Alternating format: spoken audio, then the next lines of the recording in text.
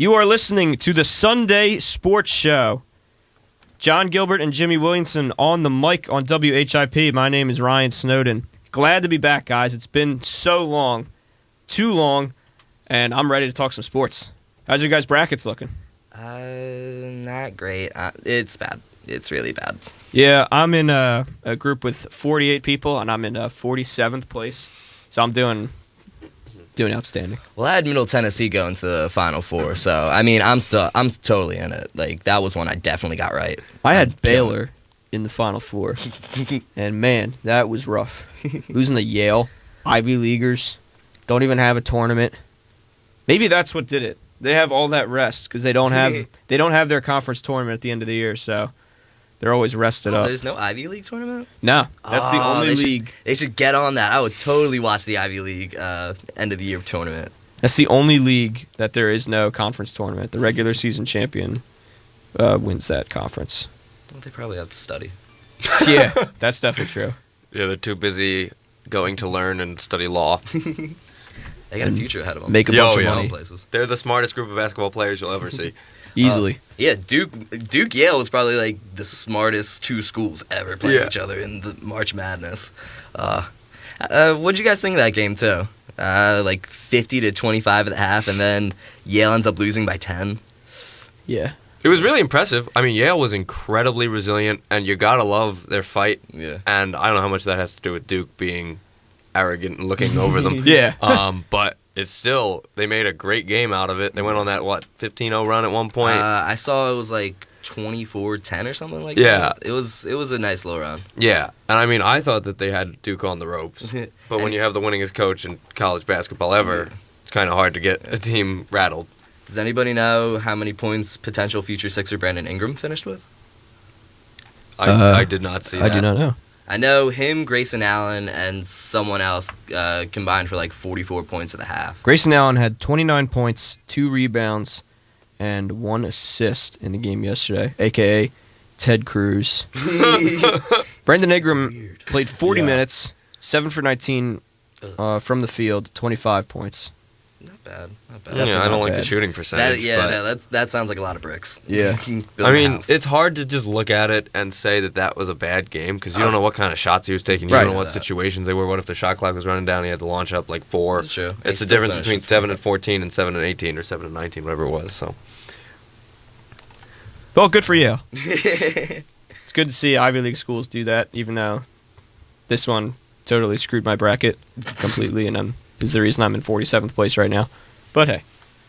Yeah, the chances you were going to win were probably pretty slim anyway. Yeah, but the chances that Baylor made it, were pretty slim, but the chances that I would have won if Baylor made it were almost perfect. Well, that's what you have to think about. That's why I do it. Yeah, do you either pick the school that no one thinks is going to do it, and if they do it, then you win, or you pick the school that everyone thinks is going to do it, like Kansas, and then you're competing with everyone else, but if Kansas loses, then you're out with everyone else. You know, I don't have to go crazy and pick someone to win the national championship, like if I'd picked like Middle Tennessee or like Syracuse to win the national championship, and they did, I would have won. Yeah. But the odds that ever happening are so slim to none.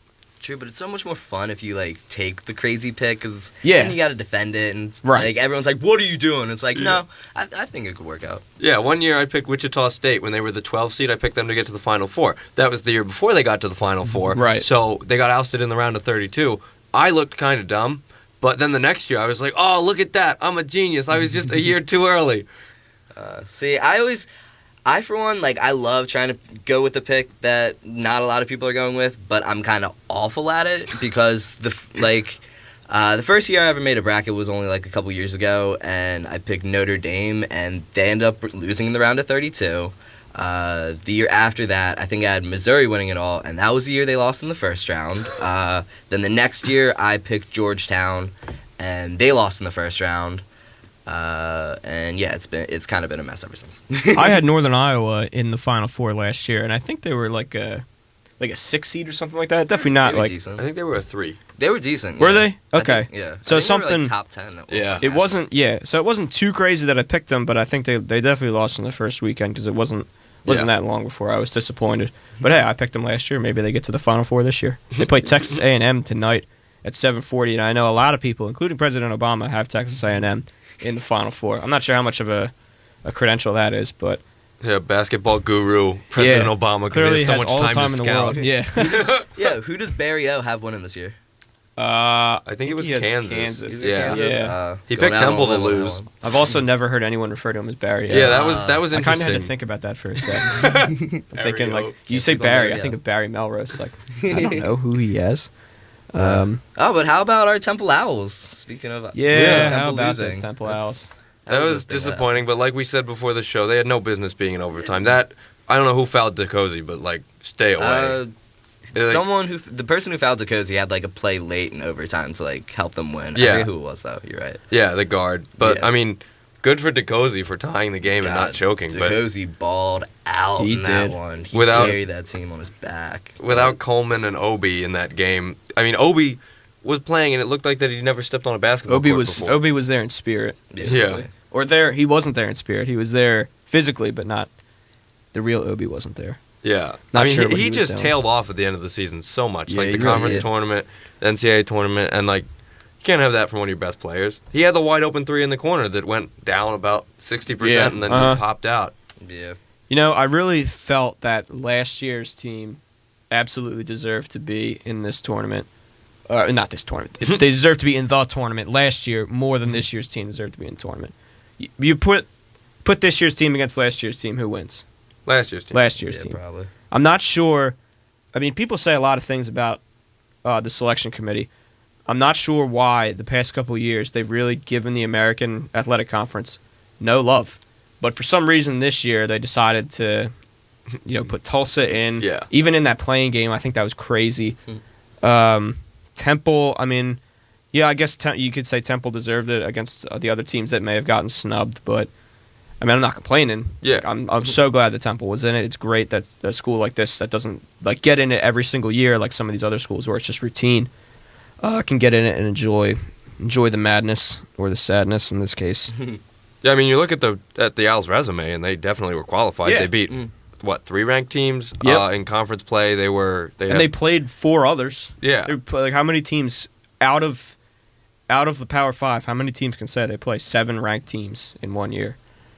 Yeah, but the one thing I thought for Temple last year was they just didn't win the games they needed to win. That's they exactly didn't come what up had- against what Tulsa, killed I them, think. yeah. They didn't come up against 0-3. Yeah, Or 0-2. like, that's a very beatable team, and they just couldn't get it done. That was honestly, I do think last year's team could probably beat this year's team, but I was one of the few people who I didn't think they deserved a spot in the tournament because I think that Kansas win, that was like one of their only like solid wins. They had some good ones, but like almost their entire resume was built on that Kansas Yes, win. that's And outside of definitely that, they just didn't have much. Yep. But I will say, I think the thing I'm most bummed out about Temple not beating Iowa was I wanted Villanova so bad. In the That would have next been round. great. I don't think Temple would have ever won that No. game. But God, City 6 playing each other in the tournament, oh, it would have been so hype. It would have been lit. Yeah. Would have been great. And that game is, I guess, underway now. It's scheduled to start at 12:10, Started a minute 12:11. ago. So, what do you guys think of that game? Villanova, Iowa. God, I hate Definitely Iowa. not taking Iowa. Yeah. Yeah. I'd definitely take Nova in that one. Definitely take Nova, but Iowa has those 2 guys that Jared Uthoff guy. I don't know like how to actually pronounce his I name. thought it was Utah. Is it Utah? Yeah, it's or Utah. Yeah, they call it like Utah. Yeah. Okay. I thought they were saying Utah during the Yeah, game. Yeah. like And I Johnny was really Utah? confused. And I was like, that, Who are we that playing? doesn't make sense. Yeah. Who we playing? So yeah, Uthoff and then that other Peter Jock guy. Yeah. Those are Yeah. the 2 guys that Iowa really relied around. They each had like Yeah. 16 a game this year. Mhm. No one else on their team even averaged 10. So if those guys can ball out and if they can make trouble for Villanova trying to defend them, then yeah, they can definitely win. They could definitely upset Villanova. And I know a lot of people at Temple would probably want to see that. Yeah. I'm not gonna. Personally, I'm okay if St. Joe's and Villanova go decently far. Oh, I have no problem with St. Joe's. Because I think it's a good representation for the Yeah, city. it's good for the city. It'll take recruits away from Temple, but I feel like Villanova does that anyway, just because of yeah. how dominant they Yeah, are year in definitely. and year out. And Temple can't compete with them recruiting-wise No. and that is like one on of the things court that- either. And Jay Wright, that's one thing Jay Wright's very, very good at is getting Philadelphia guys. And then he goes like out of the area and gets just as good guys that people don't see. Definitely. I think he's a good coach. Oh yeah, he's one of the best in the country. Yeah, without a doubt. and it's great that he's stayed at Villanova for as long as he has. That is kind of surprising. He never jumped ship. That's says good things about Jay Wright. Yeah, he's a good guy. Oh, yeah. He seems like a good guy. I've never heard anyone say anything bad about that guy. I don't know. Wasn't that dude involved in a sex scandal or something a few years back? Jay Wright? Jay I Wright. want to say he was involved in something. I don't. I think he I has. think you might be confused with someone else. I might Yeah. be confused with someone else. You might be confused with the Louisville coach, Rick Pitino, who's there been you go. involved in Very multiple well sex maybe. scandals and still somehow has his job. Yeah. I question the management at that school for allowing some of these things to happen and taking little to no action on it. But anyway, Iowa-Villanova just started. Plenty of other games today. Stephen F. Austin, Notre Dame. Anyone have either of those two teams going for? I got Notre Dame winning it all. Do you really? Yeah. Wow. Wow. I had SF Austin getting this far, but I got Notre Dame beating them this round. You know, I'm from Medford, New Jersey, and Notre Dame has a player from my hometown Ooh. on Steve Vastoria. You may recognize his name. He was he made some noise in the tournament last year. He didn't go to any school that I went to. He was in Catholic school, and then he went to St. Joe's Prep right down the street. But yeah, he's definitely going to be a key factor for Notre Dame. They shouldn't have any trouble with Stephen F. Austin, but you never know. Don't jinx it for me, Snowden. Oh, sorry. Guess I already did. Yeah, now I'm done. Now you're done. Bracket's ruined. Just throw it out. Yeah, I'm leaving. Bye. Well, if Notre Dame does somehow win it all, I don't think anybody could even. I think you would win the entire pot in whatever league you're in. In like all of them. Pretty sure, yeah. Yeah. Pretty sure no one would have that. You won. March. But like we said, that's why you do that, just to make sure. Like you pick Kansas. If you pick Kansas over UNC and have Michigan State and Oregon in the Final Four, then the games that are going to make the biggest difference for you are going to be the random upsets in the first round that don't even matter. Yeah. Who you guys like in Maryland, Hawaii? I feel like that one should be a little bit interesting. Definitely Maryland. I'm not Yeah. sure. Like Just, I didn't even know Hawaii was good until like a week ago. Well, it helped that when they played Cal, right? Yeah. Yeah, Yeah. it helped that Cal was missing their top scorer Yes. and best player. And you have to think, if they had him, then it would have been a totally different game. And I don't think Maryland has any glaring injuries at this point. And I know that upsets always happen because basketball is such a fluky sport. But I mean, Hawaii could definitely win, but I think that Maryland's going to pull away with that one just because they've been so good all year. I don't know. Part of me wants to say Hawaii just because I can't put my faith into Maryland. They're one team I always think is going to do well, and like they got pretty high ranked pretty high nationally this year. But whenever it was their time in the spotlight, they just come up short. And I think Melo Trimble is a very good player. I think that Diamond Stone dude is a very good player. They're great NBA prospects, but I just think they might choke. So. How does Hawaii recruit? All right, that was a stupid question. How do they recruit? Like, I don't. It's so. Wouldn't You think? I don't know. It's Hawaii. I feel like wouldn't you wanna recruiting put- should be Wouldn't, easy. yeah, but wouldn't you want to play for Hawaii? Like, how do they? How do they exist in Hawaii and not attract people to come play? Like, wouldn't you want to go play Yes. in Well, Hawaii? if you're not going to make it to the NBA and you want to get like real world experience and connections and internships, then That's like, true. Yeah. you're not going to get them in Hawaii unless you're Right. going to be in tourism management. Yeah. Uh huh. Like that's what their industry is. And Exactly. Oh, yeah. really? and I can guarantee you that if you want to make it to the NBA, you're going to go to Duke Uh huh. or UNC and not Hawaii, and you go to Hawaii for a free education, but it limits the possibilities that you have for other career potential. That's definitely true. Yeah, I didn't think about it like that. St. Joe's in Oregon later tonight. That's the last game, 9:40 p.m. Oh, it's the Spokane, last Washington. game? Yeah, That's probably the Late. one I'm most excited for. definitely. Yeah. Because I think Nova will probably blow out Iowa, so that just leaves Yeah. St. Joe's as the only interesting Philly game left. It's 8 versus number 1, but I think St. Joe's has like a good chance at pulling off the upset. I don't know much about Oregon because Me neither. I don't think I've ever seen them play. Yeah, I was They just always amazed. play so late. I was They're never on. amazed when they like surged their way up to being a number 1 seed. That totally caught me off Well, guard. they won. I think they won the regular season and the tournament for the Pac-12. So that probably is what. I'm sure it put them helped them above out a everyone lot, else. but Yeah. like still, I hadn't heard anything about Oregon leading up. Nah, me Like, neither. Like this season, it was all like I heard a lot about Maryland, I heard a lot about Oklahoma, a lot about Kansas, but seeing It's that East Coast bias. That's Yeah. what it yeah, is. that's very true. That's very true. I think the Pac-12 was a little weak this year, so I'm going to be intrigued to see how well they play. Yeah, I could definitely see an 8-1 upset. Yeah. If Isaiah Miles goes off for St. Joe's, then Yeah. St. Joe's, definitely. That'd be good. I have them in the Final Four, St. Joe's. Really? Yeah. Ooh, that's a ballsy one. Yeah. You have Notre Dame and St. Joe's in the Final Four in the same bracket. Yeah. So you would definitely, no one would ever touch you. You had fun with your bracket this year. Yeah, a little bit. After I lose so much, I'm like, I might want to change it. Because I've only won one time, and that was the year that Louisville won it all as the 4 seed. So I figured I could go a little out of the box, because last year I picked Nova. That was kind of upsetting. And I think I had like I don't remember who was in my Final Four last year, but it was just a disaster. Like the first weekend I was done. Like I had Northern Iowa, like Snowden. Yeah. And by the round of 16, I think I had like one team left. All right. Oh, and how about Syracuse, Middle Tennessee State? Everyone's favorite Cinderella story. 10-15 matchup. Yeah, 10-15 matchup. You don't see them very often. Not too often. Probably going to go Syracuse. Not so sure about. Yeah, it's really hard to confidently. Seed yeah, it's hard to confidently say yeah. anything about Middle Tennessee State because it's Middle Tennessee State. Yeah, I hope they win. Oh, I'm pulling for them like very hard. I like that Upshaw dude they got, just a beast down low. Yeah, he also looks like one of the people from Kid and Play. If either of you guys know who Kid and Play is. All right, what other games we got today? What else we got? I think the only big game we really didn't cover was VCU Oklahoma. We didn't talk about Wisconsin Xavier either. Right, yeah, those are the two, yeah. Well, Oklahoma VCU, Buddy Hield is playing, and I think if he's VCU back, will then lose. Oklahoma's going to win. Oklahoma, I feel like a lot of people have Oklahoma coming out of that region. That's the region that I had Baylor coming out of, just because I felt like that was definitely going to be the weakest region of them all.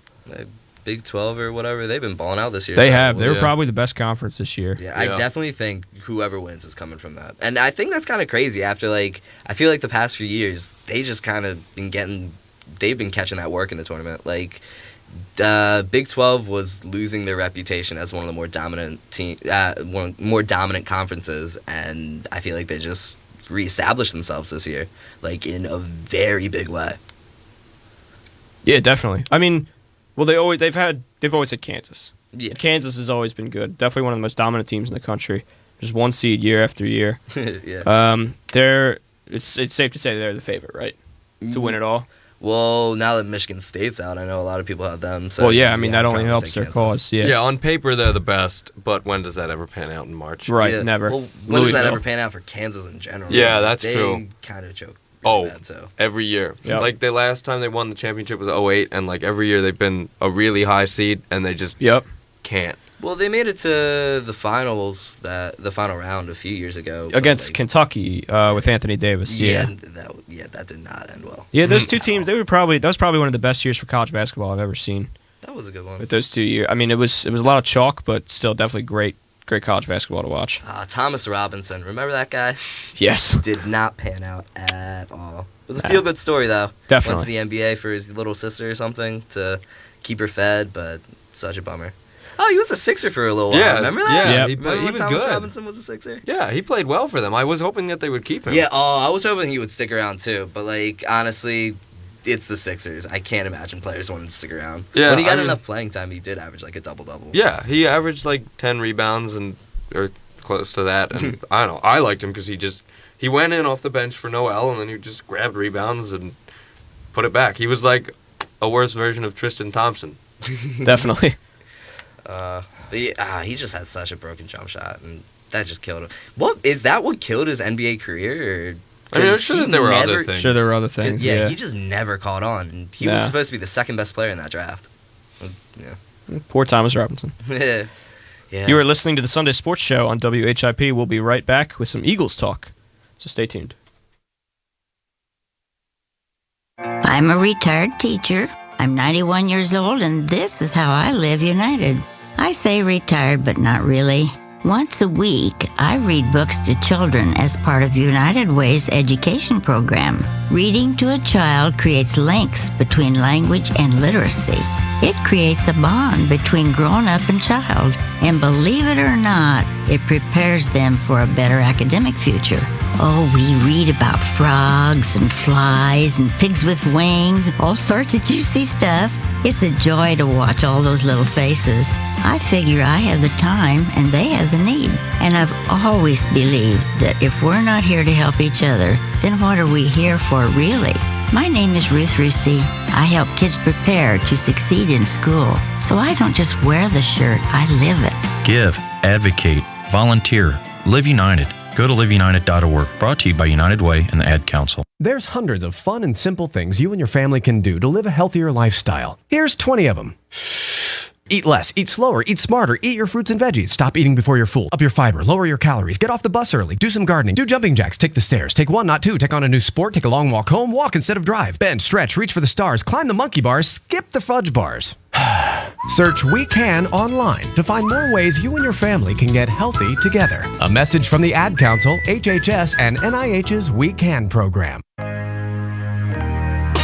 All in together now. We can make it better now. Come on, can we do it? Yeah, you know that we can. We'll rope it up, Cause we know how to jump. we'll roll it out, Cause we know how to skate. we'll cut it down, Cause we know what to eat. we'll swap it out. We eat healthy stuff. Can we do it? Yeah, you know that we can. Can we do it? Yeah, you know that we can. Yeah, well come on. Today's a good day to grab your kids and hang out with them for an hour. Dance, walk, play a sport, or cook a healthy meal. Because just moving a little and eating better every day can help make you and your child healthier. Can we do it? Yeah, you know that we can. We'll ball it up, Cause we know how to hoop. we'll mess around, Cause we know how to play. we'll drop it down, Cause we know how to dance. we'll veg it up, Veggie night and day. Can we do it? Search We Can online to find doable tips and activities that you can use every day to keep you and your kids healthy. Remember, that's We Can.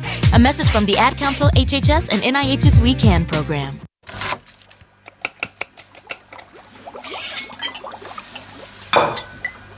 Can you tell if these vegetables are being contaminated with bacteria that could cause paralysis? Listen. Can't, can you? You can't see it either. Use different cutting boards so that the bacteria in raw meats and seafood and their juices doesn't touch prep surfaces for other foods, like veggies. Raw food may contain bacteria that can make you very sick, or worse. 1 in 6 Americans will get sick from food poisoning this year, and roughly 3,000 will die. But you can keep your family safer by separating raw meats and seafood from other foods. Learn more about this and other important information. Check your steps at foodsafety.gov. That's foodsafety.gov. A public service announcement brought to you by the U.S. Department of Agriculture, the U.S. Department of Health and Human Services, and the... Welcome back to the Sunday Sports Show on WHIP. Jimmy Williamson, John Gilbert, and Ryan Snowden on the mic.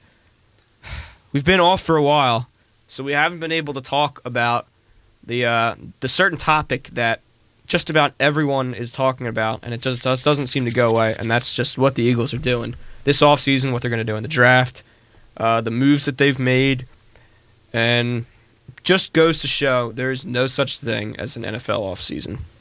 It's the most wonderful time of the year. No, isn't it's it? not. It's the worst time of the So year. exciting. No, you never it's know not. what's going to happen. There's I so would- much magic in the air. I love it. I It's love my favorite. football, not football on paper. You sound like a walking advertisement for Disney World. Yeah.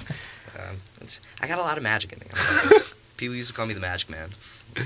Magic Man. Yeah, no. I just love the NFL draft for one. I just love it so much. And speaking of, what do you guys think the Eagles will do? I hope they pick a kicker in the 4th round like they did with Alex Henry. Oh my God. That was exhilarating. I was watching that draft and I was like, wow, they're gonna get like a decent linebacker. It was like kicker out of Nebraska. And who's the pick after that? I don't know. Casey Matthews. Ball out. Speaking, there's my linebacker. Yeah, everyone's favorite. Oh, God. Always get the wrong brother. God, they really do. I remember when they drafted Casey Matthews, I was so thrilled. It was like, oh my God, this guy's it. They're set. This is the middle linebacker of the future. And immediately they started him. And I remember that summer watching a stream of the Eagles training camp and just watching them go through blocking drills and just seeing him catch that work from anyone who came up, just demolishing Casey Matthews and putting him on his butt and stuff. And I was like, oh, that's not a good sign. And yeah, he carried that progress into his rookie season and the rest of his career. So wait a minute. I didn't understand that reference. They always get the wrong brother. So who else are you referring Well, to? I'm just talking about Philadelphia sports in general, because like the Phillies had Jeremy Giambi instead of Jason Giambi. He got traded in the Moneyball movie. Yeah, He did get traded in I that. feel like there have been a couple others that I can't think of offhand, but that was the one that I mainly think of. And Casey Matthews, Clay Matthews. Sixers should try and get Seth Curry. Oh, Yeah, That'd be fitting. yeah. Then I could have another one to my argument. Yeah. All right, but yeah. So Eagles, number 8. What's the move? What's the pick? What do you guys Take think? Ronnie Stanley. Ronnie You need alignment. Yeah. What are you thinking? Probably the same. Yeah. I would not. Like, the sexy pick would be Ezekiel Elliott. Of course. But is that the best thing for them? Not Probably not. at all. It's like they have so many needs, and They do. running back is one of them. Their but biggest need is receiver.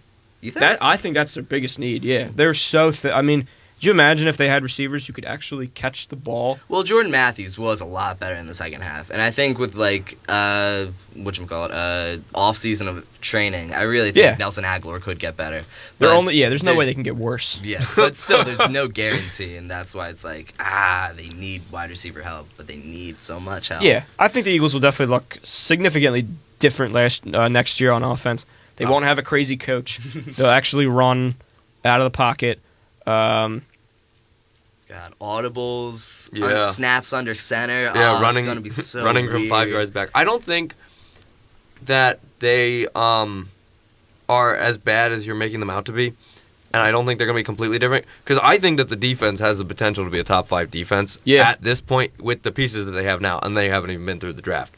And I think the offense is the only thing that, like, if you get a line, the offense is set. Like, everything falls into place after those 5 guys, and they're the 5 most important positions on the entire football field. And if you have guys who can block for any running back, like, you can put anyone in there. I mean, the Eagles had such a good line in the 2000s, and Brian Westbrook got 1,000 yards, 4 times, 3 times, and he is a third-round pick out of Villanova, 5'8", like 190. Yeah. And granted, he did so many things well. Everything. But it helped that he had a line, and that's really where it all starts. 2013, that line, none of those guys missed any games at all. Yeah. And they had one of the best offenses, we've ever seen. It starts in the They trenches. also had LaShawn McCoy and Deshaun Jackson, who are no longer with us.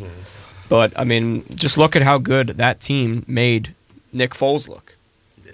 Nick Foles, who was benched this year and was probably one of the worst quarterbacks in the entire league, that just shows how good an offensive line is. So, I mean, they're still going to have Kelsey at center. Brandon Brooks, that is the best pickup that they made this offseason, in my opinion. Very exciting pickup. That is what I was when they made that pick. I started thinking, well, maybe they don't need to pick up an extra offensive lineman, and maybe they'll be able to. Which I don't know why I ever thought that, which is clearly not true. And maybe they can actually draft Ezekiel Elliott at 8 or address another need. Now that was clearly crazy. I don't know why I ever thought that. So Brandon Brooks on one side. The other guard, I assume, will just be a Andrew Tobin. Gardner at this Or- point. Yeah, or Gardner, really- yeah. They can't play Tobin again. Nah. Villain. Turnstile Tobin. Yeah, I don't think that's going to happen. And then Jason Peters and Lane Johnson on the outside. Unless they end up with Ronnie Staley, then what do they do? Then they got 3 tackles. No, I think in that situation, then Ronnie Stanley is your guard. You just move him inside for a season, let him. Okay. I think that they move Peters inside and put Stanley Really? on the outside. See, like, I do agree with that. Like, that would be probably the best option and stuff. But I think Jason Peters has too much of an ego. I don't think he would be willing to make that change.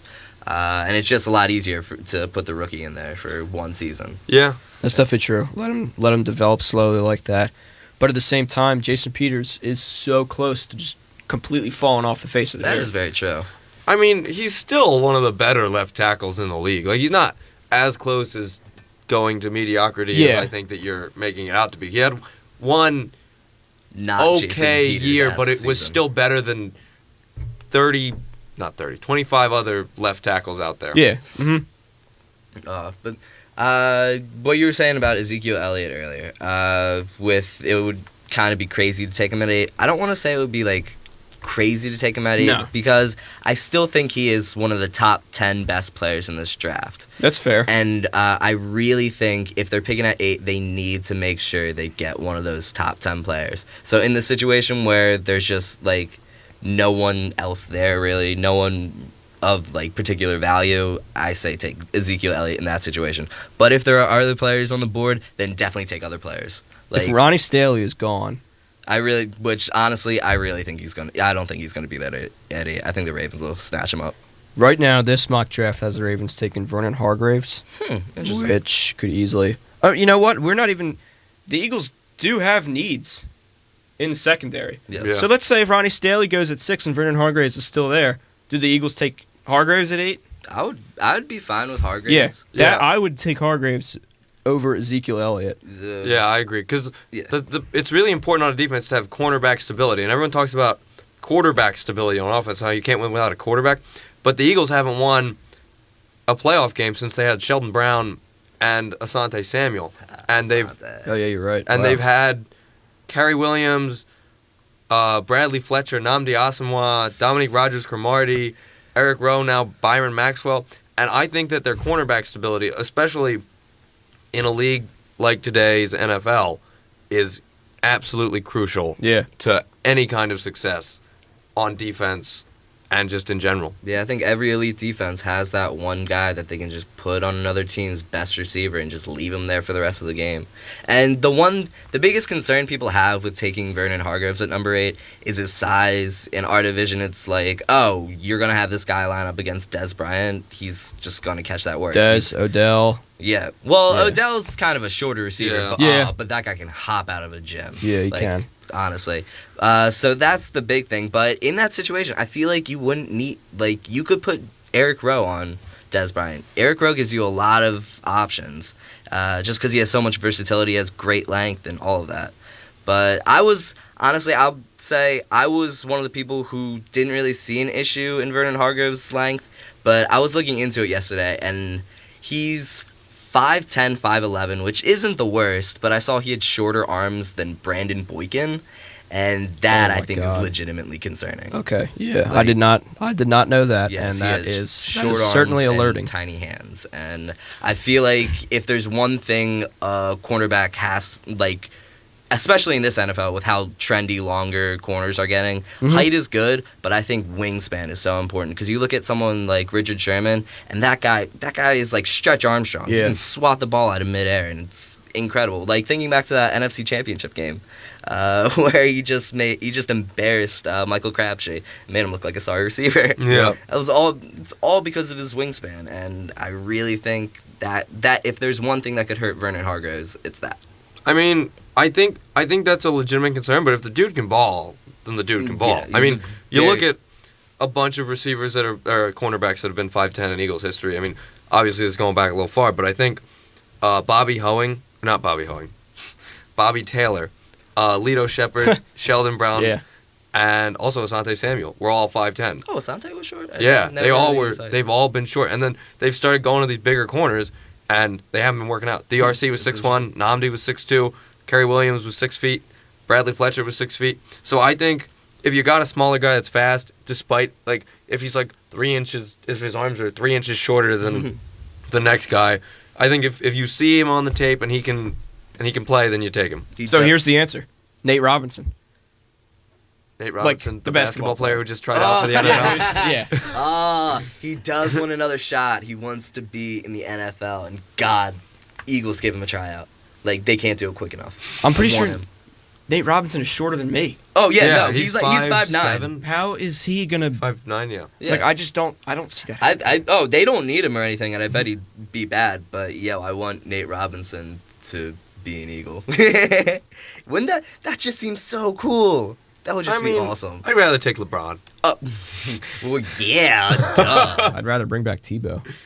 We're just trying to grab attention. Oh, you know what? They might employ a fullback this year. Oh, yes, that's actually a really good point, and I do think they will. They will employ a fullback just because it was a very big part of Kansas City's running game, and Glenn Gronkowski is probably the best fullback in this draft. So you think the Eagles should go out and get a Gronk? and be on the wrong side of the brothers again. Yeah, that does seem like that situation would happen. What they could do is slide Trey Burton into fullback because he's so versatile that then you can split him out wide if you want to confuse the defense, or put him at tight end and move like Selleck into that spot. Mm-hmm. So I think that would be interesting. But whatever they do will end up being interesting. I like Doug Peterson's style of offense. It's very different from Chip's. It's very conventional. They're going to run it a lot. They're going to give it to the backs and let them pound it away. And I think that's where Sam Bradford will be at his best, is if the running game is working, then it'll open things up for the receivers over the top. And it'll kind of be similar to Nick Foles in 2013, not as explosive, but they'll have a lot of receivers that are open downfield, because if you do a play action, then you're going to have a guy open nearly every time because the safety's going to bite. Mm-hmm. So I don't have a problem with anything that has happened so far this offseason. Speaking of him, what do you guys think of Sammy Sleeves? Do you think he could be that franchise quarterback? Do you think he has the possibility of like leading the Eagles towards something? Actually, the possibility, absolutely, with the right team around him and without a crazy coach like we had last year. Yeah, I feel like if there's one thing that I think has absolutely killed Sam Bradford, it's the fact that he's had 6 different offensive coordinators in his entire career. Absolutely. He's had to learn a new offense every single season. Well, we have plenty more to talk about with the Eagles and the Flyers and the other teams in Philly on the other side of the break. You're listening to the Sunday Sports Show on WHIP. Go Caleb! Come on, hit a homer, Jesse! Let's go, guys! Hey, did you guys know that kids who play sports earn more money when they grow up? Of course. I knew that. Hey, did you guys know that kids who read books have a bigger vocabulary? Oh, yeah, absolutely. Mm-hmm. Wow, Jinx. Did you guys know that friendly children have more friends? Mm-hmm. Oh, yeah, mm-hmm. yeah. That's true. I knew that. Did you guys know that winter babies are better at music? Everyone knows that. Oh, yeah? Yeah, it's pretty obvious. Yeah, so yeah. obvious. Oh, hey, guys, did you know that most people think they're using the right car seat for their kid, but they're not? Huh, didn't know that. I'm pretty sure I knew that. I'm pretty sure you didn't. Parents who really know it all know for sure that their child is in the right car seat at the right age and size. Visit safercar.gov/the-right-seat to make sure your child is protected. Brought to you by the National Highway Traffic Safety Administration and the Ad Council.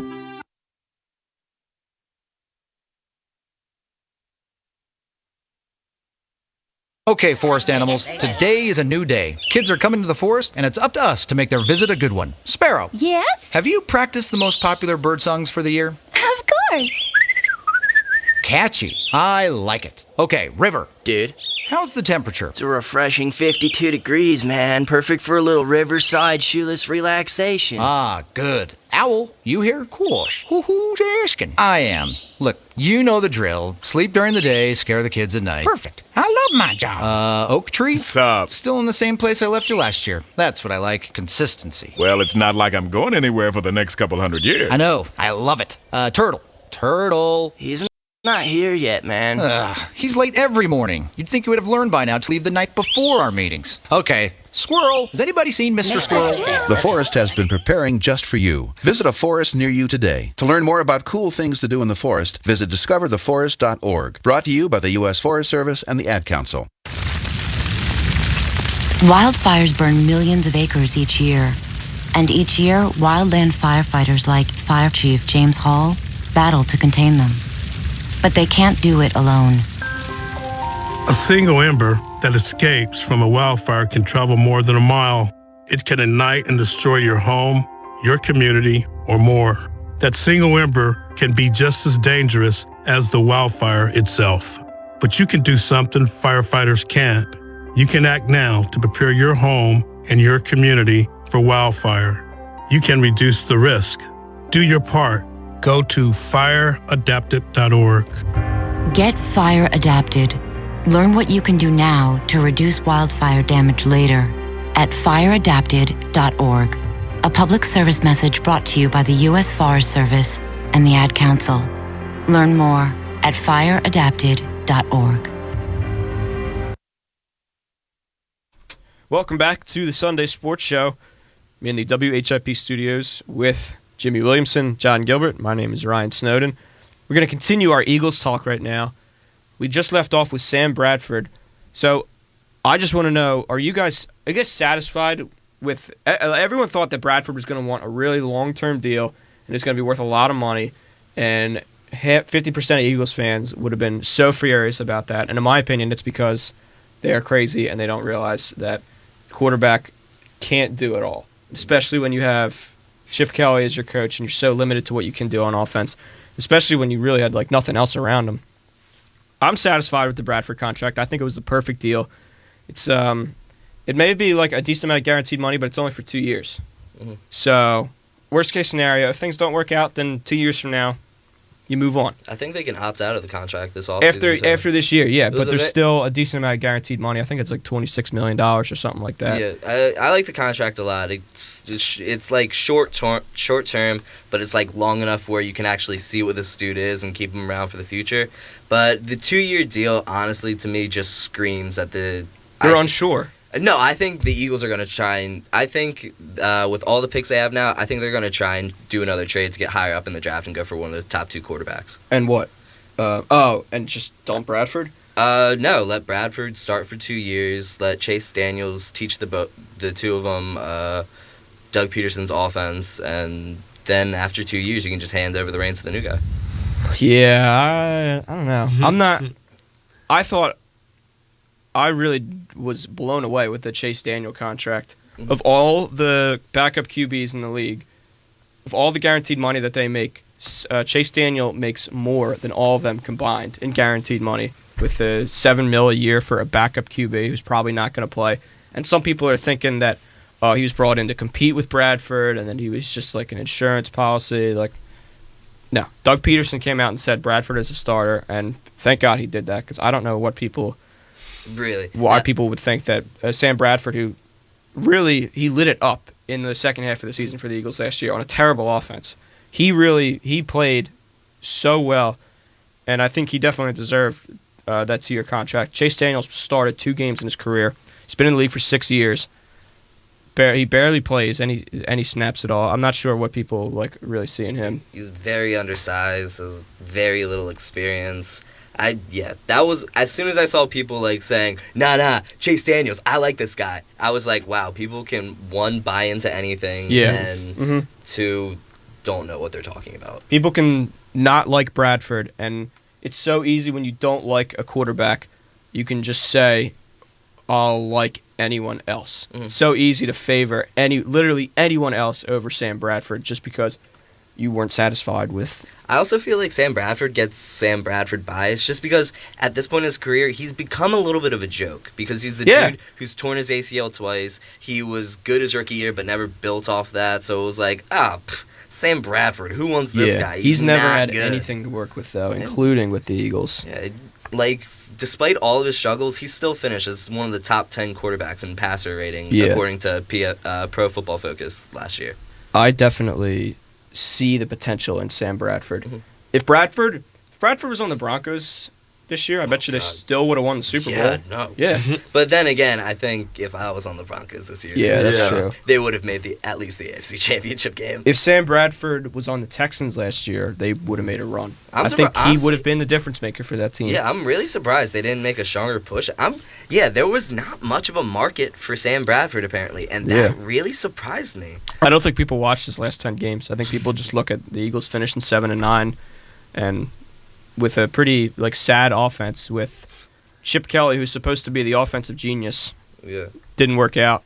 Bradford is he ain't too young, but he's not the oldest. And seeing how much money got thrown at Brock Osweiler, I'd take a more proven option in Sam Bradford for that money over Brock Osweiler's contract. Yeah, but at the same time, maybe they really were just unsure about Bradford and his ability to stay healthy. And speaking of that, did you guys see what apparently Chip offered the Titans for the second overall pick last year? What 2 was it? first-rounders, a second-rounder, any quarterback on the roster, which at the time would have been Bradford because they got him at the very start of free agency, and any defensive player on the roster, which either would have been Fletcher Cox. It would have been Fletcher Cox. Or it could have been Connor Barwin because he was really coming off.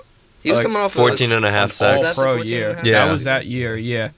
So, the reason I see why they didn't do that was because Bradford was really people were so unsure of him, including Eagles fans. I mean, I didn't know what to think about that trade. It took so long for that to sink in. Be like, Sam Bradford is our quarterback now. Yeah.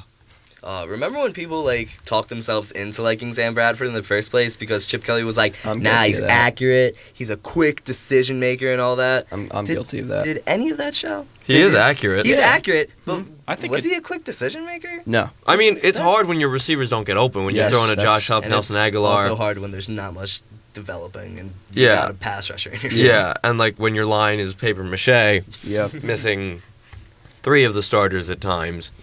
And, I mean, it's hard to be a quick decision maker when you want to throw the ball to the guys in your jerseys and not the guys in the other team when no one's open. Yeah. But yeah, I think that Bradford does have potential because when you look at the quarterbacks that have won Super Bowls, you got some elite guys there.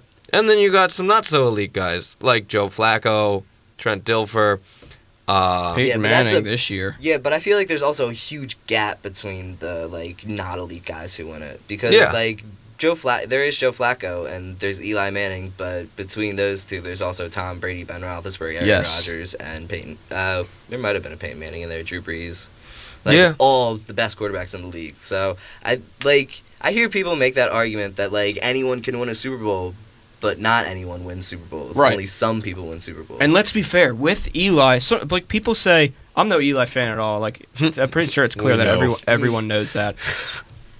Eli, in those 2 years, people say he rode the defenses. That's not true at all. He balled out in the postseason for both those Super Bowls, and so did Joe Flacco. Oh, and look, all 3 of those times that I just mentioned, the quarterback was the Super Bowl MVP. Yeah. So clearly, you can't just, the worst quarterback performance that I've seen on a team that wins a Super Bowl in the postseason, since I guess Trent Dilfer, was Peyton Manning this year. Yeah. Peyton Manning did not do a lot to help them win. Not at all. He didn't do anything to hurt them, which is why if they have to roll with Mark Sanchez, who is erratic and throws 2 to 3 interceptions a game if he's starting, that might help them. That's what Peyton Manning didn't do in the postseason, and that's why they were able to pull it off. Yeah. But we'll see. Could you imagine Mark Sanchez hoisting the Lombardi Trophy as a starting quarterback next year? Such a bummer. Watch them. I think that they might be thinking about taking Hackenberg up in Denver. Oh, man. I didn't even think about that. Yeah. I like Hackenberg, honestly. I've been watching some film on him. He has the ability to make every throw, but he just doesn't do it consistently. No. He has very little deep ball accuracy, but he can throw the ball pretty deep. He was the number 1 quarterback coming out of high school. Yeah. And so people had a lot of high hopes for him. Some people still have high hopes. Played well under O'Brien, but then James Franklin came in. Yeah. But yeah, that's not just playing well under O'Brien, though. That's playing well under an NFL head coach with Allen Robinson as your number 1 receiver and an NFL offensive line. He had a lot of things going his way his rookie year, and since then, the program's been coming back down to earth, and so has he a lot. He's had less to work with, and it's hurt his game a little bit. But the one big question with him is if he can, come back, reestablish himself after, so many shortcomings, after not being able to improve upon himself, if anyone can actually redeem this guy. He's definitely what a quarterback guru, what he dreams of. Yeah, he's got all the raw talent. But we're going to switch gears now, Snowden? Yeah. We got 10 minutes left in the show. So let's talk some Sixers. Even though their season has been over for quite a while. Wait, they're not making the playoffs? They're 9 Sorry, and 60. John. I thought they were going to make the 8th spot. Yeah. Their East ain't that bad. Their off-season is coming up, and that's their real season where they actually do make some moves. What are the chances that this is the year that they actually turn it around? Well, first of all, no one knows what Sam Hinkie's plan is. So no one knows if his plan is to just draft all these guys and, draft 4 people in the first round this year, whoever they may be, and just try and develop them all that way, which is completely ridiculous. I don't think that could possibly ever work out, even if Joel Embiid and possibly Ben Simmons, if the Sixers do end up with the first pick in the draft, after all these years, they deserve it. After all these years of them not getting the first pick in the draft, I mean, it'd be nice to at least have one. That has to be like one of the biggest things that's killing the process right now. It could be, yeah. They suck so much, but they just don't suck enough because some team just comes in. Well, and, no, like, they do suck just enough. There's just their lottery balls aren't in their favor. Yeah, no. You know what says the most to me about this offseason was the hiring of Jerry Colangelo. Absolutely. Halfway through the season, which says to me that they're getting ready to do something. And then Mike D'Antoni getting hired. Yeah, that's it. But what's it with the Colangelo signing? I heard the NBA actually played a heavy influence in him coming to the Sixers because the Sixers are one of the biggest franchises in the NBA because Philadelphia is such a big market. And they had just been sucking so much, and they're making no money for the NBA, and so they needed to hurry up this whole rebuild. So they kind of they were a black eye on the NBA. They were really making the NBA look bad. With so they just how much they pushed tanked Jerry our way. I think you should probably help these guys out. Yeah. So here's a list of their assets. Yeah. They have Embiid, Okafor, Noel, Dario Saric, who's in Europe and is probably going to be in the NBA next year. Did you count Nick Stauskas? No, I did not count Nick He's not Stauskas. an asset. He has to be something worthy to be an asset. And potentially 4 first-round picks this year. It's going to be at least 3 because I know the Heat are going to make the playoffs, so they'll get that one. Yeah, they'll get the Thunder too. The Thunder, yeah. I think the other one is the Lakers. Yeah. And that's top 3 protected. So the Sixers are going to have some lottery balls fall their way. Yeah. It's gonna have to be some random team get a top 3 pick and force the Lakers out. Mm-hmm. So if the Lakers get the 4th pick, they had potentially the 1st and the 4th, and that 1st being Ben Simmons. That's so much to work with. Yeah. That's so much to be on one side of a blockbuster trade, like with the Celtics did in 2007 when they traded for. I'm pretty sure they traded for either Kevin Garnett or Ray Allen. Garnett and Allen, I think. Yeah. Paul Pierce was already there. I guess it was both of them. For some reason, I thought they signed one of them. But anyway, that could be where the Sixers need to be right now. To have all those assets in one place, make some sort of blockbuster trade. I was hoping it might be for Damian Lillard because I know there wasn't a lot of high hopes for the Trailblazers this year, but they really definitely proved some people wrong. I'm not sure about Lillard, but anyway, just anyone. I'm not sure who it might be. If they do that, then free agents are going to say, "Oh, maybe we could sign the Sixers since they're going to be good pretty soon." I'm not saying a certain free agent from the Oklahoma City Thunder might want to come here, but I'm just saying this is where the Sixers absolutely need to just flip the switch and go from worst to first right away. And I think, especially in the East, it can definitely happen. I'm not saying they're going to win the finals next year, but maybe they make the playoffs in a potentially weak East. If they get 2 guys that are very good. Yes. What they need, they have the front court. They need the back court. Yeah. They need. I mean, like you said, they have 6 guys that can play power forward and center, but they need guys that can shoot and score. Because I was at the game on Thursday night against the Wizards, and they lost that game, but they had so many open looks that if you have a guy that's just a knockdown 3-point shooter, then that's an extra 12, 20 points. That's the game, and that'll be the game in a lot of cases because the Wizards are very good and they played toe-to-toe, and every time they play the Wizards, they play toe-to-toe, because last time I went, they played the Wizards too, which was weird, but, they kept John Wall to 4 points in the first half, and they were winning for most of the game, and then the Wizards just surged back. But if you have a guy that's just money from the outside, who's going to get you 17 to 23 points a game, then there you go. I mean, because they're rolling out Hollis Thompson right now as the starting 2 guard, and as good as he is on any other team, he would probably be a D-League 6th man. Yeah. And Robert Covington, I feel, is the only guy in the front court who has any potential. I kind of like Stauskas. He's been True. getting better. Okay, Stauskas is all right. His shot's been it's gotten better. Yeah, he's been improving, but I just think that they need a point guard and a knockdown shooter, and then you have Stauskas and Covington coming off the bench, and that's good. There you go. Yeah. You roll with point guard X, who we don't know, potentially Stauskas or Covington at the 2, one of them coming off the bench, 3 who, I don't know, Ben Simmons for argument's sake.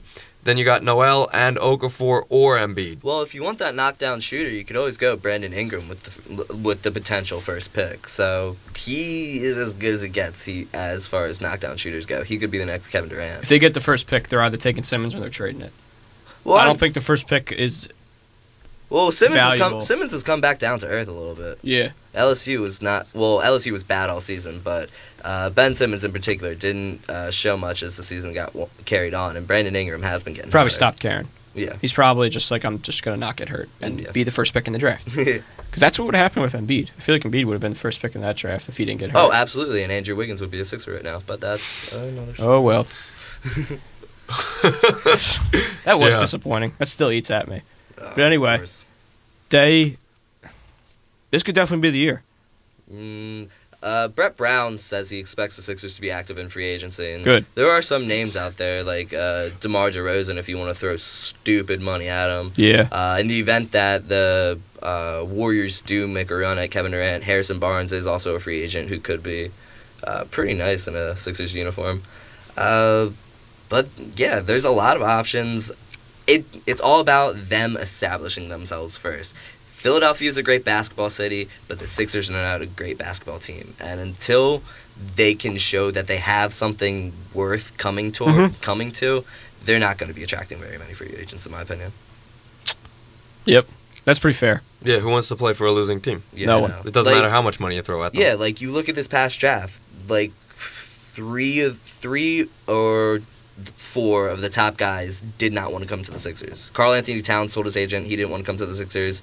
D'Angelo Russell, I'm not too sure about. I think he was kind of like lukewarm on the Sixers. I don't think Okafor wants to come to the Sixers, and Kristaps Porzingis like specifically didn't want to come to the Sixers. You guys know the story with his agent and all that, right? I think so. Yeah. Yeah, I think I've heard it. God, hopefully the listeners know too. Yeah. Oh yeah. Yeah. Had they had that meeting, Kristaps Porzingis probably could be a Sixer right now, and that could be your knockdown jumper right there. But because the Sixers suck so much, they kind of hurt themselves. Well, maybe we'll be back next week with a little more positive Sixers talk. We'll talk about the Phillies. They're more positive. We'll talk about the They're Phillies. up and coming. You don't want to bum us. If you don't want to be bummed out, then don't have Sixers talk. Yeah. Or don't live in Philadelphia and root for the sports teams. Yeah, definitely not. Unless it's Temple. Oh, you get bummed out in big games with them too. So yeah, that's I true. don't know. All right. Yeah. The Soul, that's where it's at. The Philadelphia Soul. God. They lose in the Arena Bowl every year. That's okay. At least they're there. We'll be back next week for the second episode of the Sunday Sports Show. Thank you for listening to this year's premiere. For Jimmy Williamson, John Gilbert, I'm Ryan Snowden. Thanks for listening.